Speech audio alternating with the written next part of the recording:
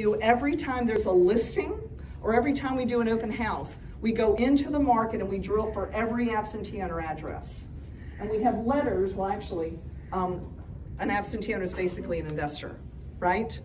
That's an individual that's in that market that owns a piece of property, and that property is one that they're not living in, they're an absentee owner. How do you get this information? How do you find their addresses?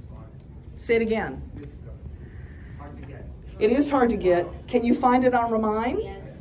You can find it on Remind. Where else can you find it? Just go to the tax records. You can search in the neighborhood and just go and see where their mailing address is. That is. Especially if you're in a community where it's a lot of tenants.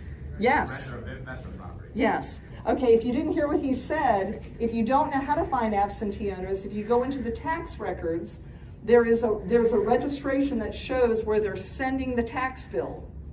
It's a tax bill mailing address, and when you see that's different from the property itself, you know they're not living in it, okay? And if you start pulling those, every time we took a listing, we would say pretty much, and if you want a copy of these letters, you send me a text or send me an email and I'll make sure that we get them out to you. We've got a bot load that'll just start dropping them to you, okay? But the letter would go out and it would pretty much say, we're getting ready to list this property. And we like to say it's not just the market, it's the marketing. And some of the things that we're gonna do are really going to create a sense of urgency, and we always end up with more than one buyer, right? Can we all say that? And when this happens, I notice that you currently own an investment property in the area. Would you want to know about anyone else who's interested in this area once we've sold the other home?